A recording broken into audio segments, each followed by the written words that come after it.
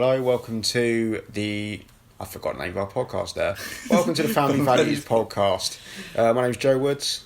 My name's Tom Hicks. So, no point doing an intro. I will just say this though, we are kind of having last week, you're listening to it now, 2 weeks from recording this. There would have been a break last week. For anyone who does listen, please listen. Please listen. There would have been a break from uploading just so we can smoothly transition from SoundCloud to YouTube. YouTube's generally a better platform for the podcast medium. You know, SoundCloud's really a music uploading sort of app and, you know, website. But yeah, we last week's episode and this week's episode will be completely uploaded within about 2 weeks from when we're talking now. So Tom, we're going to go into talking about the issues surrounding the proroguing of Parliament. Boris Johnson has gone to the Queen and asked for a proroguing of Parliament, at least by about 4 days, at the end of this year's conference season. Take it away, Tom. For our American listeners out there, the proroguing of Parliament is normally a ceremonial and technical thing, although it does have an important part in our constitution. It effectively means that one session of Parliament ends and the Queen will call another session of Parliament at which she will outline what her government will be doing, which is obviously a speech that has been written by the current government at the time, not by her herself.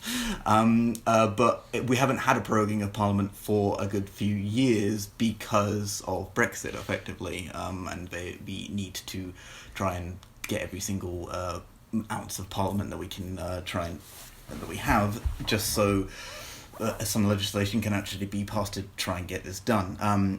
The timing of the proroguing of Parliament is what people are mainly concerned about, and the use of it for the Brexit situation, which seems to be very much in the Johnson camp and is giving an advantage to the government now.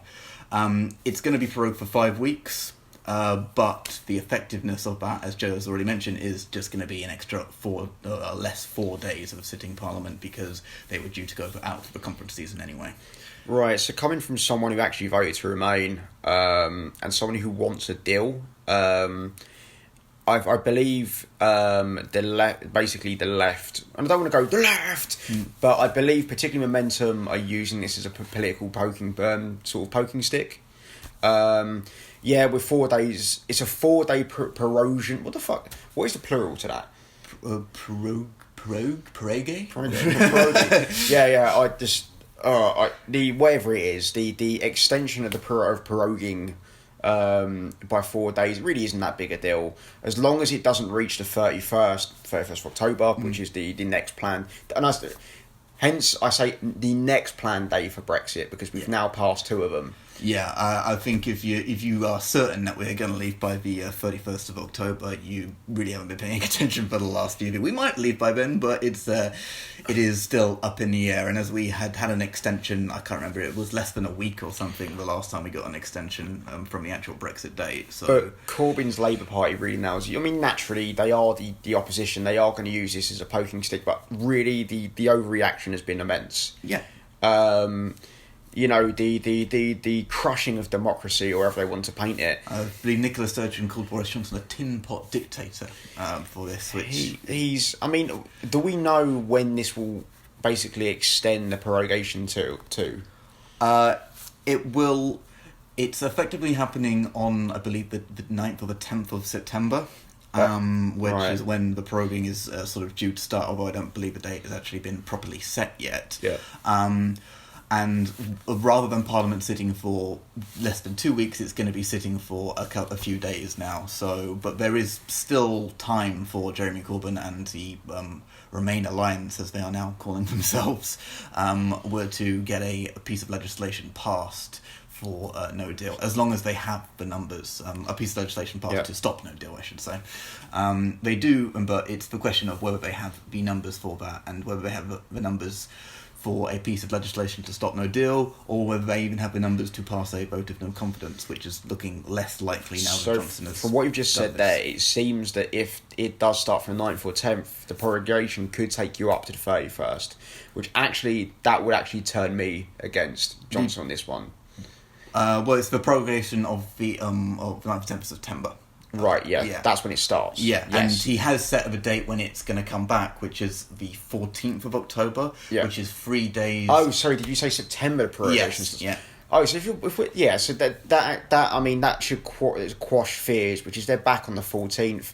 Yes, it's only 2 weeks until Brexit Day, but hopefully, I mean, we should get a deal out of this. Well, the most important thing is that it's 3 days, but when they're due to come back on the 14th, that's 3 days before the final EU summit, when we will or will not get a deal, and that will be really when we actually know what is going to happen, and we'll know if Boris Johnson does have the balls and the cojones to actually do a no deal. If he doesn't get a deal, whether he'll just put a white label on the withdrawal agreement, maybe with a few more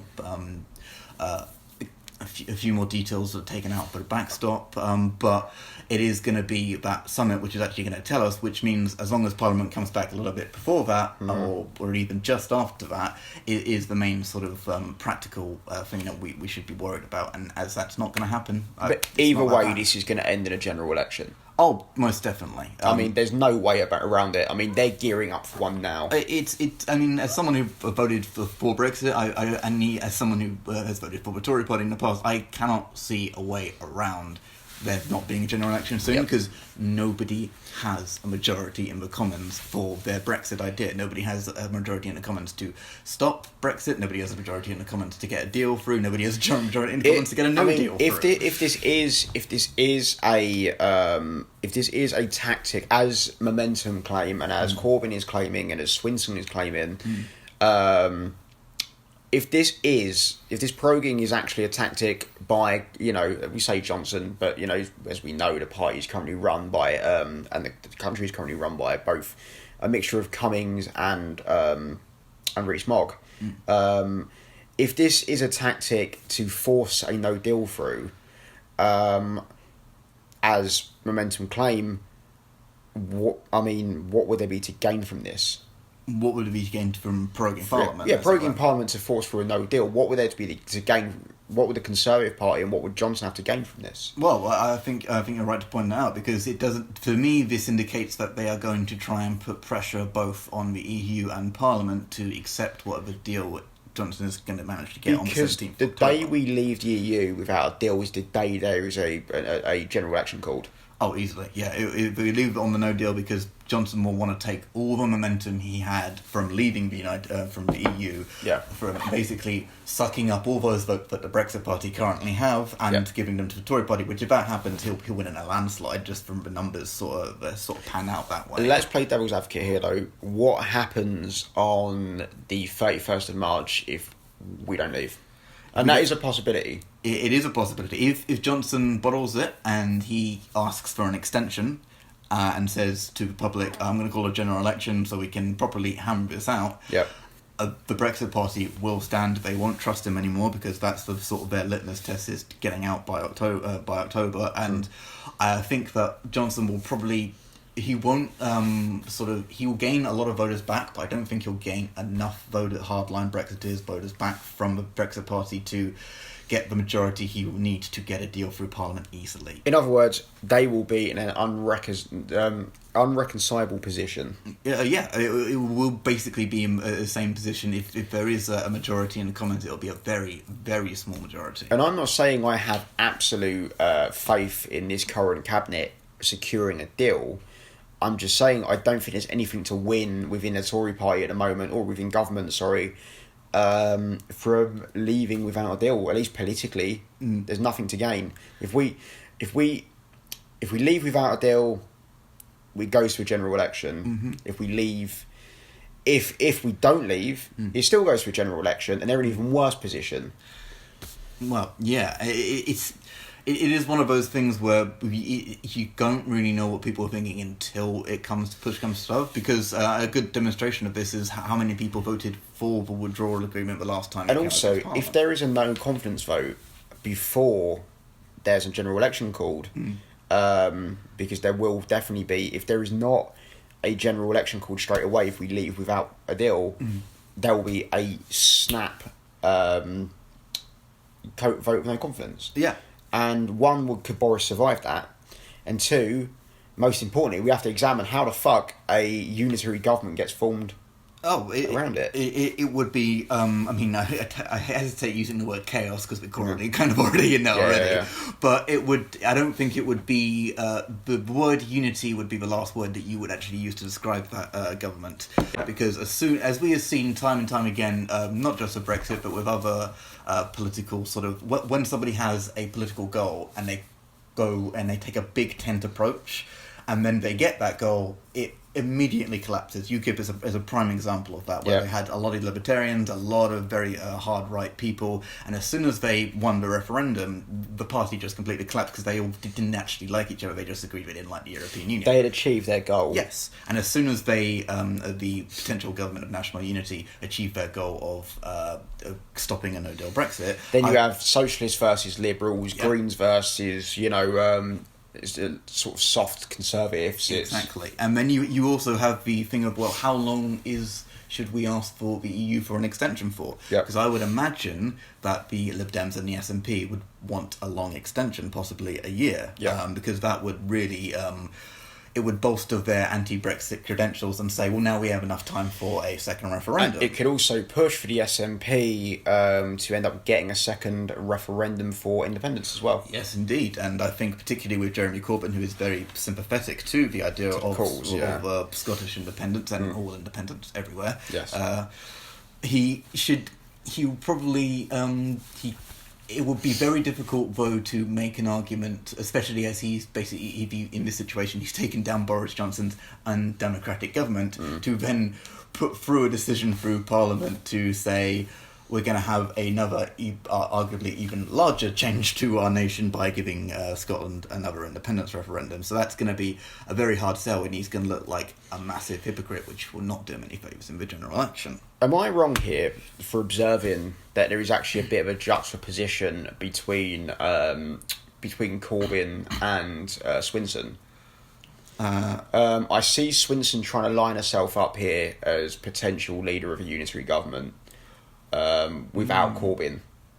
Well, I would think that... Which would make no sense in terms of numbers. No, there would... You can't imagine, like, not even 20% of the Labour Party going with that, or maybe a few of the sort of their ex-Blairite sort of members, but then the question is, and it's an obvious political question, well, why the bloody hell would you vote for Labour if they think that the country would be more united under a Liberal Democrat? A unitary government. Well, I mean, it makes no sense. I think the Lib Dems, particularly Swinson, is kind of banking on this supposed Lib Dem surge, particularly in the European elections, that if there was either a general election or if there was a vote of no confidence within Parliament, that it's seen as rightfully as the Lib Dems' place to take basically to take step over the Labour Party as leading this government, which is bollocks because. Yes, you outdid Labour in the EU elections, but again, the EU elections are fucking silly. Yeah, the EU elections have always been outliers, particularly in Britain. I mean, UKIP held the majority in British EU in the EU Parliament for Britain. What, 15 years before anyone was really aware of UKIP? Exactly. Being an electoral force? People put them in there because even if you didn't want to leave the European Union, you wanted them to have a voice in there to basically to be a counter voice and to actually call for reform and to call them out on their bullshit when they didn't actually didn't want to leave in the first place. And again, this idea that the when you add all the Remain parties over the Leave parties, they won in the EU elections is bollocks as well, because one, you can't count Labour as a Remain party, particularly back then, and more so now, but not particularly before the European elections. Yeah, so their position was even more unclear, and it's all and again, and if you count the Conservatives as a Leave party, they pretty much are. Yeah, then they definitely. I mean, and even without the Conservatives, really, the Brexit party sweep the floor. Yeah, it was only 5 or 6 seats over the Lib Dems, but on terms of sort of the fact that Nigel Farage managed to do that in 6 weeks, I think, organised that and managed to get a lot of. I think it was 8 weeks, but 8 weeks. It's still an achievement. It's crazy political achievement, and it does show, particularly within the sort of the Leave camp, as it were, where people know that their bread is buttered. They know who they can trust, and people believe that they can trust Nigel Farage to be the voice of Brexit, regardless. Again, as both a Lib Dem voter, a Remain voter. I take no joy in kind of ripping apart Swinson's delusion in regards to where they sit politically and where they sit in the consciousness of the British people politically. The Lib Dems is still, the third party. Yeah. Nothing has changed.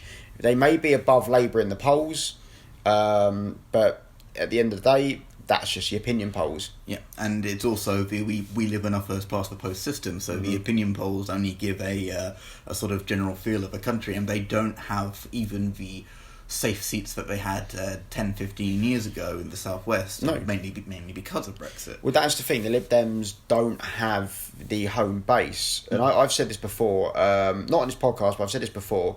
We talk about a north-south divide. I actually believe it's the north-south-west divide. The southwest and the west country is just a politically, culturally, economically a different place to both the north and the west. Yeah. And I don't actually believe the southwest is a politically liberal place. They're relatively conservative. It's just they needed their own party. Yes, and they were the reason why they voted Lib Dem as opposed to particularly in the urban centres in the southwest, as opposed to Lib Dem, is because they never thought of themselves as socialists, but they thought of the Tory party as being a London-based party, as it were. Well, yeah, they saw them as the party of the southeast. They didn't, and then, but also again, they're not socialists, and they don't see, they see Labour as being the northern party. Yeah. And then obviously Brexit, 2015 run up to Brexit, fucked that all up, and they all went conservative. Yeah, because they kind of thought to themselves, well, we're putting sort of words in their mouths, but it does seem that if you wanted Brexit at the time, you had to vote for the Tory party. And now the Lib Dems, since then, the Lib Dems now kind of new stronghold, and I say stronghold with kind of in parentheses, is fringe outer West London. And by that I mean specifically the borough of Richmond. Maybe I think, what's the one next door? Whatever, I think Gaines and Wards and stuff. Bollocks, Kingston. Yeah. So this very kind of wealthy area of outer West London has now become their new stronghold, which is a much fucking smaller area than the southwest of England. It is a much smaller area, and it really doesn't help the image of sort of the pro-Remain parties being just concentrated in London. Oh, in the last local elections, they also gained Chelmsford, which made no sense to me. If anyone could tell us why that happened and how that happened, I kind of know Chelmsford. It to me doesn't come across as a particularly Remain area of the UK. No. We've joked about Essex here before. It being very much is a Leave part of the country, quite reactionary right wing part of the country. I mean, I don't see how that happened. No, the only thing you could sort of put it on is maybe an outlier where the local party of Lib Dems are just a lot better organised and have a lot stronger grassroots than. And maybe the Brexit party split the vote. Yeah, that is entirely possible. Which you consider for local council elections. Why would the Brexit party need to even stand for local council elections? It seems a bit silly. It makes no sense. And I mean, you've seen that with a lot of UKIP councillors getting in, and have famously been pretty awful people a lot of the time. You can fucking say that. Yeah. I mean, particularly the Essex ones always make me laugh. Like the Essex councillors and ward councillors always crack me up in terms of what they come out with. They're just general racism normally, but just anything you'd expect from kind of the old UKIP. Yeah. Because now it's just straight out of far right party. Yeah, it doesn't make any. But like Jeffrey Bloom, is it Jeffrey Bloom? Godfrey Bloom, not Jeffrey Bloom, not the actor, just the geezer from fucking Pirates of the Caribbean though. Godfrey Bloom era UKIP, Bongo Land era UKIP. I think proroguing of Parliament, we know there's going to be more to come on this, so we're going to kind of leave this here, and we could go on with party divisions forever, that. But we want to move on to, going from a overly discussed news story in a moment to a very underreported story at the moment, which is the last 2 to 3 days in Glasgow. Yeah, it's a story that when I first saw it, I had to do a double take and read the headline again, and because I thought, well, this Figure out what fucking year it is. yeah, figure out what year it is, and figure out is Glasgow suddenly just been transported into Northern Ireland, and sort of like, what's going on here? So basically, what's happened last night? So we're talking Saturday, the 31st of August, and the night before. So the Friday, on the Friday night, there was an Irish unity march, which was marching through Glasgow. So we're guessing a Republican march, and it was attacked. So we're guessing by, I don't know if it's like the far right or if they're unionists, or I don't know. No, it's not been reported very well, and everyone is rightfully condemning violence on both sides on this early stage, but it doesn't help us sort of determine, well, who threw the first stone, as it were. I mean, that kind of needs to be known in these situations. And that's why we're covering this today, because in all honesty, we just don't know. Because, Glasgow has a history with Irish sectarianism. You've got the issue with Celtic and Rangers. Yeah. You've got Celtic, which is the Republican team, Rangers, Catholic, which is which is Catholic, and then you've got the Rangers, which is the Protestant Unionist team. And for anyone who's maybe a bit confused here, because I've actually come across an American woman who thought Glasgow was in Ireland. Glasgow being the second biggest city of Scotland. There's a weird connection between Glasgow and Ireland. I'm never quite sure what it is. Is it because of the Protestant connection with the people in the north, or is it just because there's a lot of immigrants in Glasgow from Ireland? Yeah, I mean, originally the sort of Ulster Scots were people who moved from Scotland to Ireland and then sort of had their own version of Protestantism there, which is one of the main reasons why there's the Catholic Protestant bit in Northern Ireland. So the point I want to make is, in a time where, I suppose the peace, the Good Friday Agreement, the peace agreement in Northern Ireland, is kind of not in flux, but is kind of in question at the moment because of Brexit. Because of Brexit, and also the power sharing and Stormont collapsing over the last couple of years. Yeah, because Stormont, I think, has now been in suspension for close to 3 years now, is it? Yeah, it's coming up to that. We've no end in sight, by the looks of it. There was a little glimmer of, I say, hope when unfortunately that journalist was murdered in sectarian violence, and all the Laura McKay. Yes, and all the parties came together and said, right, this is the trigger, and we're gonna stop this now, and we're gonna come back again. But next week, everybody had forgotten that, and they were all back in their camps. So the question is, why now in Glasgow? What does anyone in Glasgow have to gain from this? Why are we stoking up? Why is anyone stoking up these feelings in Glasgow? It has nothing to... And I know people feel very strongly about Ireland and Irish unity or unionism within Northern Ireland in Scotland, but what does it have to do with you?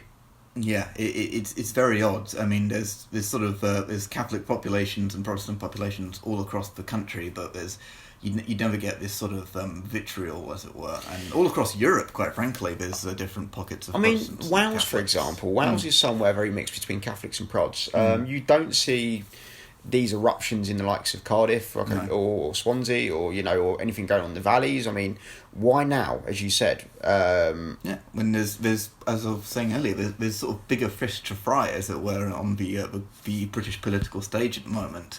And you would have thought, with most of Scotland being sort of behind remaining, that there would be protests against that. But it does seem to be a very odd time for this to flare up in Glasgow. And if it's backstop related, why? Yeah, I mean, this is something that will be sorted out in meeting rooms between members of the EU, between our government, between civil servants. Fighting on the street is not going to help this. No. And again, particularly when you're not there, you're not in you're not in Northern Ireland, you're in Scotland. No, and you're in mainland Britain. Yeah, it seems to be the original reason why they would have an Irish march in Glasgow is still a little bit beyond me. But going from that, if they do want an Irish unity march, then freedom of speech is still a thing in this country. It's the last time I looked, so they should be able to have that if they want to. They should without be being able to rioted off the streets. Yeah, exactly. And the other point I wanted to make is in regards to that. I've actually totally forgot my point now. Shit, but we're in modern Britain. This is the point I was going to make, which is, I mean, it annoys me when you get I understand people are Republican. I understand people believe in the United Ireland. I could give a shit either way, in all honesty. Yeah, as an Englishman, it's your thing to sort out. It's your thing to sort out.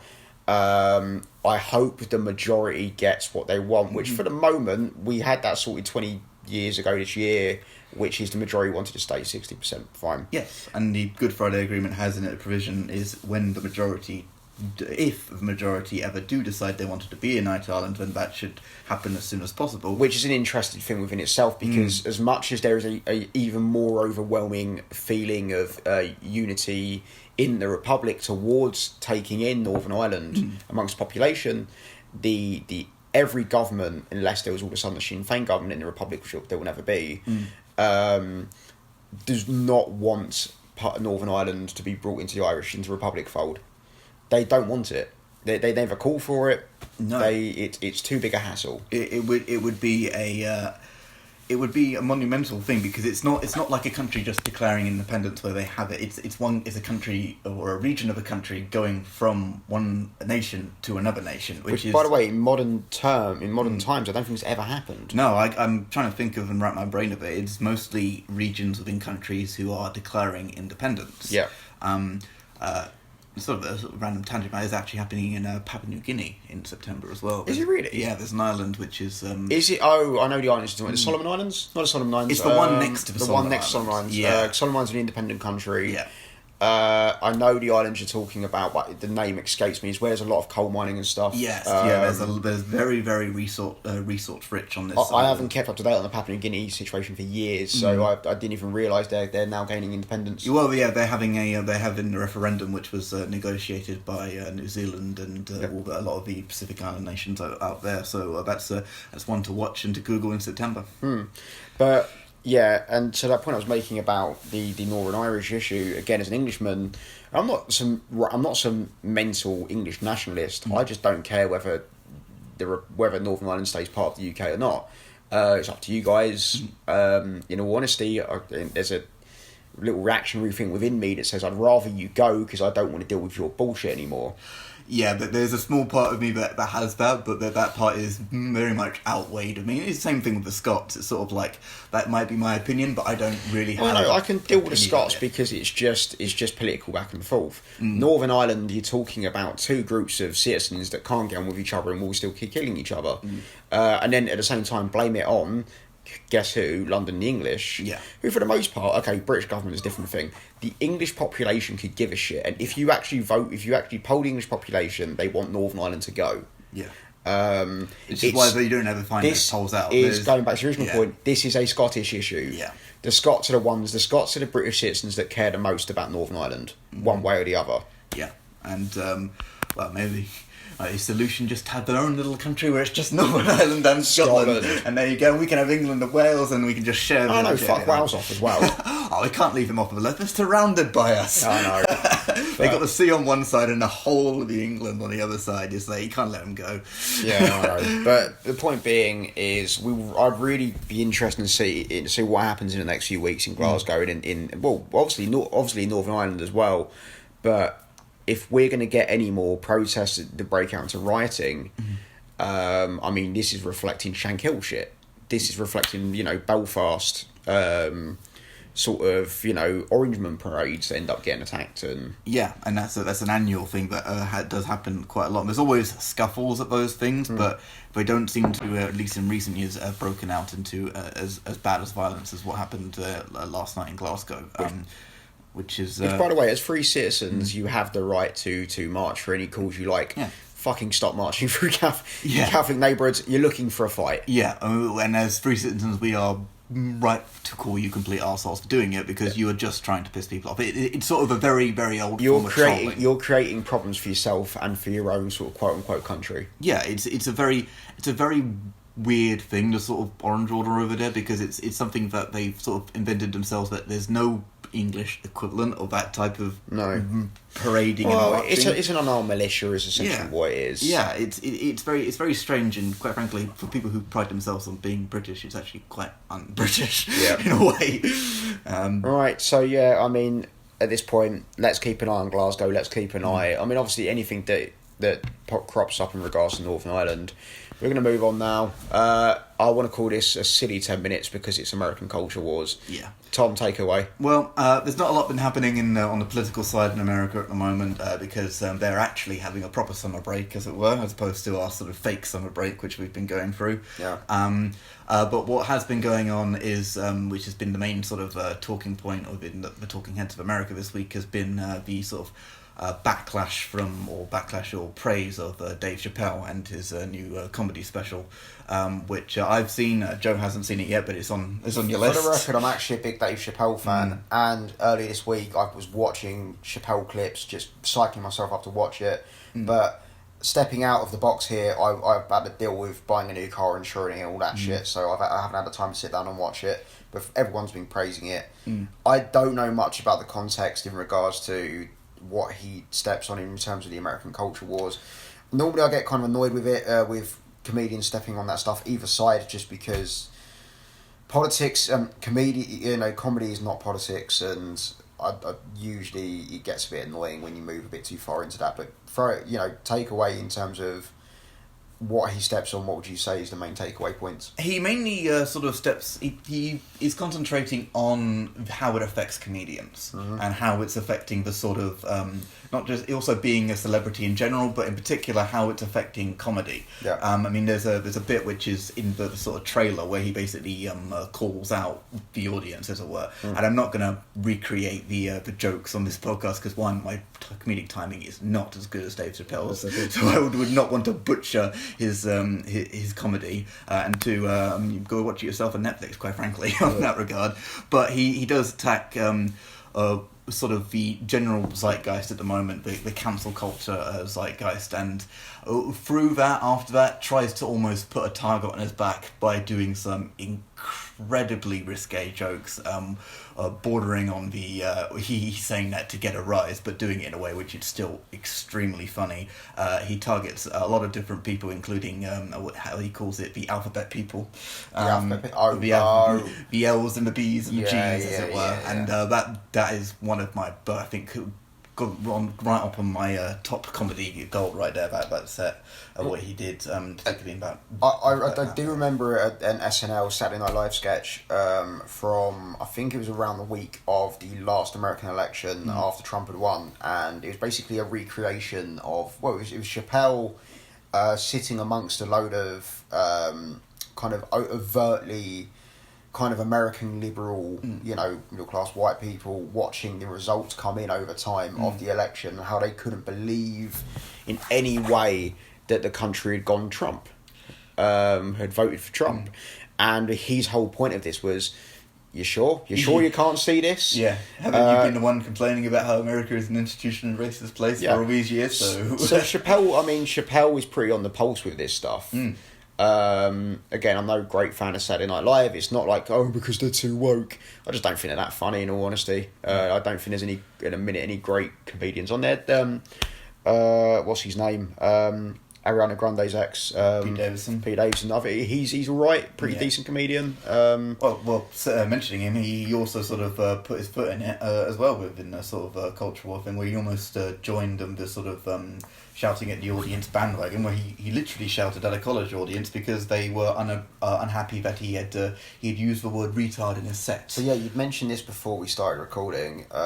So from what I'd gathered from what you'd said earlier, this was a freshers week. So this is the first week of university in the States. So this is a uni gig. Yeah. The big boys have already figured this out. Stop doing uni shows, including as people as kind of, I don't want to say milquetoast because he's a great comedian. Yeah. But people as clean as as Seinfeld, Jerry Seinfeld. He's already figured out. Stop doing them. Yeah, that was about 5 years ago where he came out and said he just doesn't do them. And before, college gigs were traditionally where comedians would sort of test out new materials because they knew that they weren't going to get backlash, because college kids were more, back in the day at least, more willing to hear risque material, so you could push the bar out there. And I'd been to a couple of, when I was at uni in 2011 to 2013, I went to a few Comedy Central gigs that they put on, And it was sort of almost a halfway house where you had some comedians who were saying, you guys might call me out, and some comedians who would just go for hell for leather for it. Yeah. And luckily the students of Reading University were normally quite accepting to it, but you had some people walk out because they didn't like the comedy that was coming out of their mouths, which is crazy to me. We know this is well-trodden path by now in regards to talking about college students or uni students and their overly kind of intersectional and kind of woke approach towards everything. I mean, this is off of college, and this is back more into politics. But again, this is part of the culture war. We're a few weeks old on covering this now, but I want to mention it again because one, it's fucking hilarious. Not because I actually wish to get their act together. As much as I'm not a socialist, the DSA Congress a few weeks ago, and everyone's covered this, but the DSA Congress from a few weeks ago is a great example of when these kids leave college and join a political party. Yeah. The very fact that we had, members of the audience or members of the Congress saying, please stop talking so loud, you're setting me off, you're triggering me. What exactly was it she said? This was a person right in the front of the row, I believe, and I can't remember I think it was a man who probably identifies as a man, as it were. Right. Got up and whilst everybody was just talking, just having a little bit of a chat before the sort of main speeches happened at the Democratic Socialists of America annual conference. Yeah. And he stood up and shouted across the room, could everybody please try and keep the noise down and keep the chatter to a minimum, because he suffers from very severe attention deficit disorder, and he just can't concentrate on anything because everybody's talking all the time.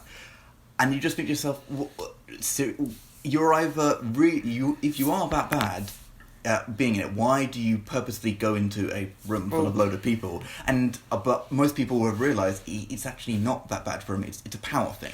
They're using their perceived disability to make people act the way that they want to act, just so that they can force people to do what they want to do. It's either A, he's just attention seeking, yeah, or two, or A and two, or B, it's trying to make himself look like the most woke and on the cusp, member of this very woke, well, it's supposed to be a woke organisation, the DSA. The problem is the DSA wants to be a real political party. Yeah. They want to be a force in American politics, which I kind of wish someone at that conference, as much as I'm not a socialist, I wish someone at that conference who was supposed to be speaking had just got on mic and said, we are looking to be we are a real political party. Yeah. We have, this is a Congress. This is our yearly Congress meeting. We have to speak. Yeah, and the actual political ground for the Democratic Socialists of America is very good at the moment. They've actually got quite a strong foundation, mainly because of people like Alexandria Ocasio-Cortez being elected in the last election cycle, who was, up until she joined the Democratic Party, a paid-up member of the Democratic Socialists of America. Yep. And she was completely open about that and got elected on that almost ticket. And there was a few other congressmen who had the same political beliefs and were also elected. Mm-hmm. So, within the American left wing, the word socialist is nowhere near as dirty as it used to be. Yeah. So it is actually a prime time for them to move that, but they are so obsessed with the intersectional politics that they obviously was on full display at their Congress that they can't get their act together to actually put fast some socialist policies. This is what I said about Momentum before, which is Momentum, the body of Momentum as opposed to the head of Momentum. The head of the Momentum is actually made up of like old crusty socialists, or dusty socialists, should I say. The body is now of Momentum is made up of young, left-wing intersectionals who don't actually have any economic policy. Everything is about social justice, so to speak. Yeah. And I think the DSA, even though Momentum's not a party, they're more a pressure group. The DSA in America kind of reflect that. In the States, where it's just young, intersectional, everything's about, again, social justice. There's no real political crux to it. No, exactly. They sort of give lip service to socialistic ideas like forgiving tuition fee debts and doing a Green New Deal, but they seem to be mainly concentrated on the stuff that they get angry about, the stuff that they make headlines for, is culturally based, which, if they're going to fight that battle, they are going to lose. You're going to lose because you look ridiculous. Yeah. I mean, even in the eyes of liberals, like old liberals, you look ridiculous. Yeah. As you know, as wishy-washy and as kind of politically correct as people, and that's side can be. They're not your side when you start doing this. I think bringing it back to the sort of comedian aspect of it, we are really starting to see this with proper comedians like Dave Chappelle, who are very big left-wing bona fide credentials. I mean, he had a bit of gun control. Is he left-wing or liberal? I suppose he's liberal. He's definitely left-wing, but he has proven himself to be liberal by calling out these people. And I think most comedians, whether they be on the few of them that are slightly on the right, or the majority of them that are more left-leaning, would consider themselves more liberal in the English sort of sense, because they, by very definition, freedom of speech, they need it to do their craft, and they need everybody to be sort of, maybe not on their side on every single joke, but at least give them the room to tell the joke. Yeah. So we're going to move on to a new subject, which has been reported. It has been reported by certain papers, particularly The Guardian, obviously, but not quite as widely reported. So there's talk of people discuss this, particularly on the left, as if this was going to happen, but who knows whether it happened or not.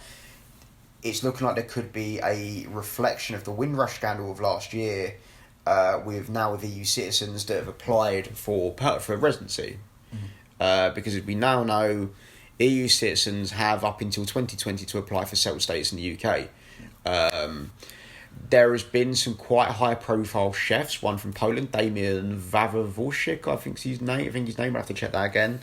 And a French chef, I can't remember the name of, Robert something Franco, who have both had their residency denied. They have actually, they have been denied permanent residency here, even though they both have, they have their tax bills going back. They have evidence of owning businesses that make money. Like this guy Damien, the Polish chef, he owns a successful restaurant somewhere in London. Yeah, and they're businesses that could not be done by anybody really in the UK because they're very specific cuisines. So it's not like you could say, well, somebody else could do this business as an English person could do this. No, you want a French person to be cooking the French food, and particularly for a more less known cuisine like Polish. You'd want a Polish person actually doing that. And so it means that effectively these are employers. You're sending these guys home who employ people that have jobs. Yeah. So what was the point in putting out this permanent residency scheme if you're just going to deny people residency who clearly have the right to stay here? Well, this is the sort of thing, and it's the question that only the people that work within the Home Office would know the answer to. But would it be a thing that there is a policy coming down from the top down that they want to reduce the amount of people that they are giving permanent residency to, or is it just bog standard UK government British incompetence? Because we see that all the time. It could be civil servant incompetence, which could definitely going to turn out to be a factor. But I mean, is it going to be again a reflection of Windrush, where we knew, or the Home Office knew, there was going to be a permanent residency scheme for EU citizens? So it meant anyone they could who was from outside the EU, who maybe there was some gaps in their paperwork, i.e. people who came here from the Commonwealth when they were young children and when those countries were still part of the UK, didn't have passports because they were British. It meant that the Home Office, it seemed at least, were very anxious and very ready to just send people back to places they hadn't been in. Well, okay, let's be honest. Let's not jump on that bandwagon, because let's be honest, those people had obviously visited their homelands or where they were born in the last 50 years. But the key word there is visited. Visited, yes, exactly. But this is their home, and they have the right to stay here. They came here as British citizens. And the point being, is this just another, bout of the Home Office being very anxious to jump on that? Because they did that, let's be honest, they did that because they thought they weren't going to be able to send EU citizens home, despite the calls for it from Leave voters. Right. And, because for some reason in a lot of Leave voters' mind, particularly people who voted on immigration, not just did they think they were going to curb immigration from the EU or stop further immigration from the EU, they, for some reason, their mind, despite the fact no one told them this, that we were going to send people home. Right. Which no one told them that. So I'm wondering if this is now the Home Office now starting to send people home, because they feel like they have to keep in power. So you almost think that it might be a part of the election strategy to sort of say, look, we are actually saying to these EU citizens that you don't have the right to stay here if you haven't actually met all the conditions that we have outlined, and we will send you home if you haven't actually done that. Yes.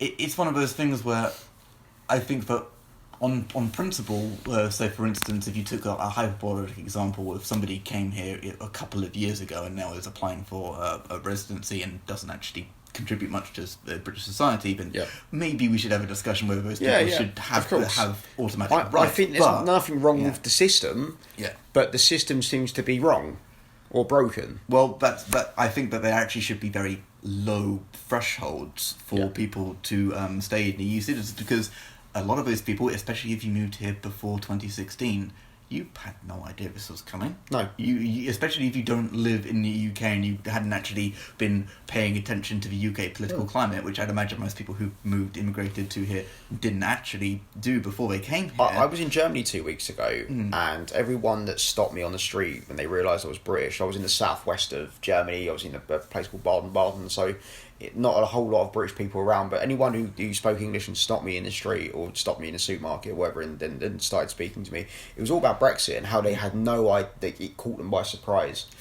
Which is crazy, because we're not too sure about, is that a reflection of how big a surprise Brexit was, or is it a reflection of how ingrained Germany is in the EU? Yeah. And how little they actually sort of pay attention to what other people actually think about the EU, and how little they sympathise with it. Yeah. Because as I think we've mentioned before, I don't know if we've mentioned it on the podcast before, but the EU sort of blueprint to where they are eventually going is very similar to what happened in Germany 150 years ago.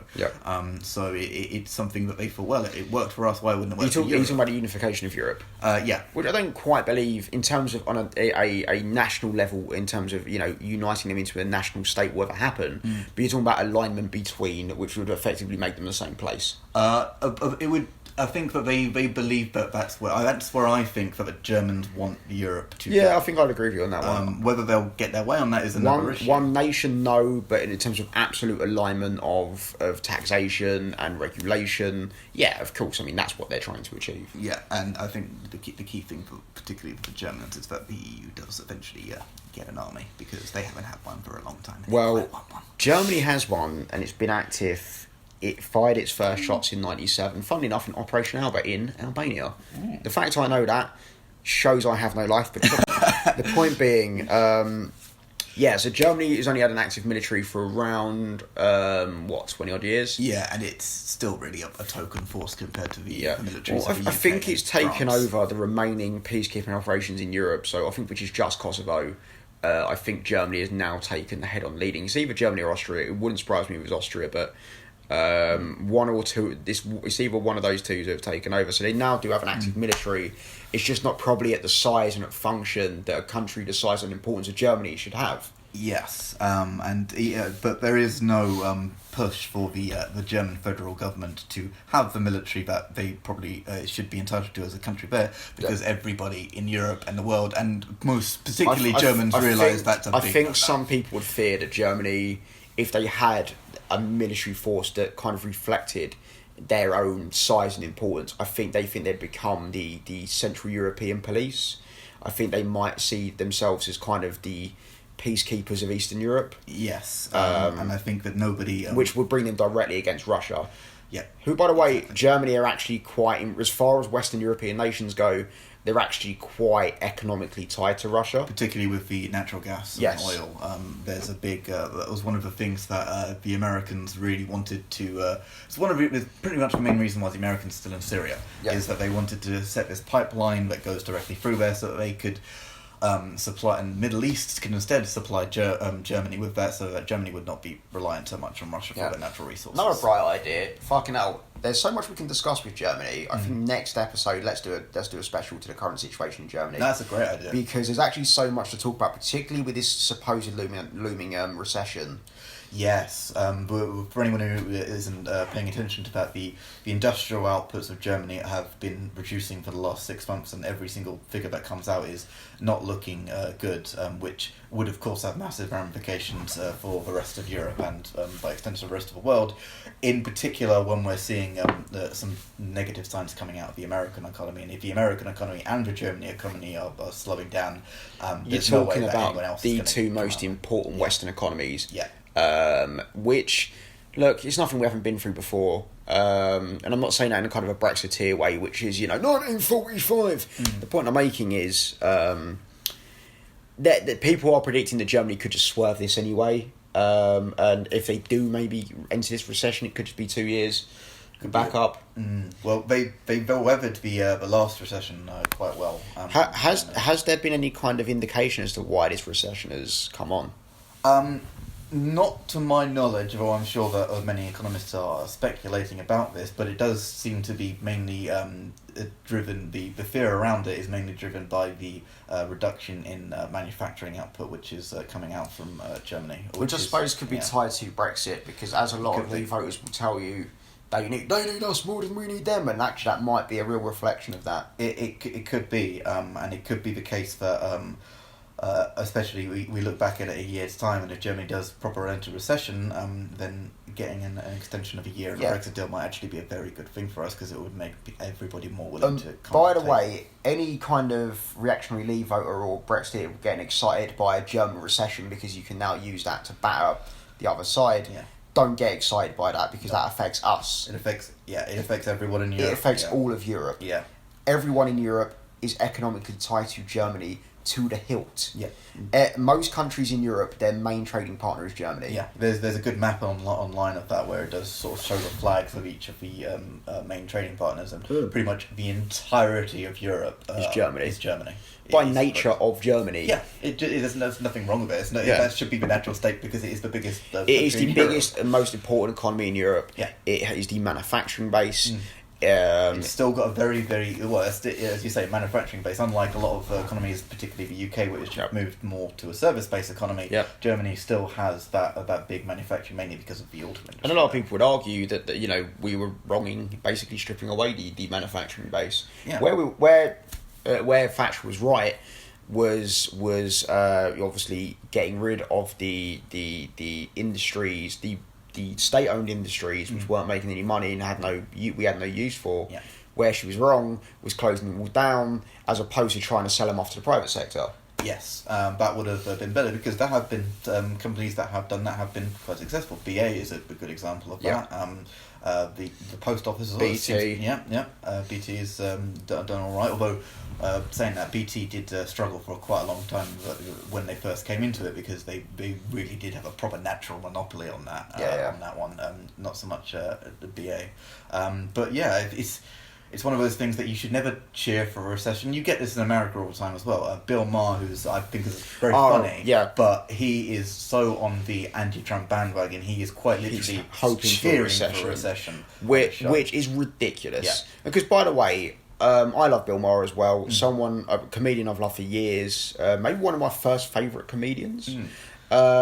But the idea that you're so anti-Trump that you hope for a recession is ridiculous. It's absolutely nuts, particularly as he is a multimillionaire. And also, it's so elitist, it's ridiculous. Maher's justification for that would be then Trump voters would see through him, which, by the way, is bollocks. It would not happen. No. It's one of those things that you especially, there's 30% of any country that will vote for their party, particularly in America. This is true. Probably possibly 35% of these days that will vote for them come hell or high water, no matter what else happens. Mainly because the blue side hate Republicans because they genuinely think they're racist, and the red side, it's mainly abortion that it comes down to. The religious right will never vote for the Democrats because they will think that they are going against God. But that's natural to most countries in the world. Exactly. I mean, you're just talking about tribal politicalism. Yeah. Politicalism, I don't know if that's a word, but the point being, you're talking about tribal politics. Yeah. People have their own outlooks on life which reflects their politics. I mean, it's definitely more concentrated in a proper two-party system in America, whereas over here more so on the continent, you've got more, you have more political parties and on the same wing. So if you don't like what the Tory party are doing with Brexit, you can vote for the Brexit party. If you don't like what the Labour Party are doing, you can vote for the Lib Dems. But in America, it's the Democrats or Republicans, or you were basically wasting your vote with a Libertarian. Oh, yeah, of course. I mean, and as you just said, it's the same here. I mean, the Lib Dems are very much delusional to think that they can take any great majority or sweep in any kind of upcoming election. We just, we are all first past the post system. Yeah. I mean, sort of coming back onto the sort of Brexit thing very, very briefly. Yeah. If the Lib Dems do manage to sort of pull off the strategy of them getting more votes than they had originally from Labour than they had originally ever hoped they did. Yeah. That's just going to help Brexit. Yes. All that's going to do is help Brexit, yeah, which is what they have supposedly been fighting against for these last few years. So if they really, really wanted to stop Brexit, they're going to have to go into some kind of alliance with Labour. Which, I mean, as we go back talking about earlier this podcast, I mean, the idea of Swinson, one, either bowing down to Corbyn and allowing him to become leader of a unitary government, is just unlikely, and because Swinson is on the right of the Lib Dems and she wouldn't deal with a socialist as leader, and two, I think she's relatively power hungry. I would call her the Lib Dem Johnson. I literally think she sees this unitary, this kind of hypothetical government of unity as her chance of becoming national leader, at least for a limited amount of time. Which is absolutely nuts, considering she's been one of the people going on about how Johnson has been anti-democratic using the prorogating parliament, which is like, well, you want to do something which by definition is unelected. I am a Lib Dem voter, but I just have issues with Swinson, and it's mainly this weird kind of juxtaposition. I agree with her, economically, politically, it's just this weird Johnson-esque sort of manoeuvring for power, which is going to be even harder for her than it ever would be for Johnson, because at least the Tories are a party that end up in power. Yeah. Actually, to be fair, the Tories, this country generally tends to vote Tory. Yeah. The only time we've ever really voted Labour away from like pre and post war was New Labour. Yeah, pretty much. And every other time it's been a Labour government for one or two terms, or one term really, and then particularly you saw this in the 60s, where I think Labour might have had a couple of years in, but mainly it was that was during the sort of Summer of Love and all these. You're talking kind of the coming in of Ted Heath and all that. Yeah, everything like that, and but that's why the Tories are so fond of calling themselves the natural party of government, because if you look at the number of years they generally tend to be the eternal party of this country. They tend to be the we're near enough a one party state. If it wasn't for the 90s New Labour, or the 90s and 2000s and New Labour, we wouldn't we wouldn't think of ourselves as a two party state. We'd be a one party democracy. No, and even when we have the other side gets in, they get in for a long time, and this is one of my sort of main criticisms of the way that we seem to be electing our politicians over the last 50 years, which is it should be more of a swing thing. We should be more willing to kick the government out of the party out of government, because then they would be more willing to actually listen to what the people actually want, rather than just doing what they think to get elected. For example, on a more kind of local level, I'm a citizen. I'm just about a constituent of the Chingford and Woodford Green constituency. IBS, Ian, that's a bit of a Pavlovian slip. IDS, good old irritable bowel syndrome. No, Ian Duncan Smith. It is my MP. He, and then obviously preceded by Norman Tebbit, have always been the MPs for Chingford, Chingford and Woodford Green. As much as I'm not a Labour supporter or voter. I don't believe in their current sort of political strand. I kind of wanted the current Labour, contendant to actually in the next local election to actually, knock out IDS, just to give them a kick in. No. Just to show him you're not eternal. No, I completely agree with you on Unfortunately, she come out and made some anti-white comments. And, okay. Yeah, and, and then that's when I said, okay, maybe not. And obviously in somewhere like Chingford, you're not going to win. No, I mean, I think strategic voting is, particularly in local elections, is something that I've participated in myself. I've voted Lib Dem in the past in local elections. Yeah. Purely and simply because I lived in a very, very Labour area. Leytonstone, which is it's the Labour area of the Labour area almost. Yeah. It's I don't think I've ever seen an election where Labour haven't increased the majority there. I do remember about 5 years ago or so, there was a chance in that ward in Leyton and Wanstead for a Lib Dem candidate to take over. I think that was when just after the parliamentary scandals. Yes. Yeah, when we had I can't remember his name now. It began with a C. John Cryer? Yeah, John Cryer. Yeah. He was right at the centre of the political things because he was doing second time stuff, which you sort of think. I mean, you don't have to be an accountant to realise that what he was doing was ridiculously dodgy. Yeah. But I believe that they put a very bog standard sort of civil servant into that position, and he won comfortably in the end. Yeah. Right, I think we've reached the end of the hour here, Joe. So, yeah, we have... so, I think it's a good idea next week to have a bit of a palate cleanser, and we'll do this special on Germany, just because the current situation surrounding Germany in regards to its potential recession, Brexit, where Germany... Because you have to remember, Germany is a young nation, where it's currently moving in terms of influence and power. It'd be a nice little sort of hour special to do next week. Just because they're fun to do. No, I agree. My favourite episode we've done so far has been the hour devoted to the issue with London councils dumping their tenants on other counties. And I mean, so how do you feel about next week? No, I think it's a great idea because I think we mentioned in this podcast today about how sometimes we sometimes don't look at the wider picture when it comes to politics in the world and politics even within our own country. So looking at the biggest and arguably the most important country in Europe is definitely something that we need to do a bit more of, and I'm looking forward to it. Yeah, it's going to be good. I've got to sign off here because I've got to go and do some shopping. Actually, it's Sunday. I've got shit to do, and so we'll hear from you. Point being, we're gonna have the YouTube stuff hopefully up by next week. So that means last week and this week should be up on YouTube along with all the prior episodes, including the demos. You should all be able to access it there. It'll just be a more kind of ease of access thing. YouTube's just a better platform to do this on, and we're finally going to move on to there and hopefully just push this thing forward. But for now, see you later. See ya.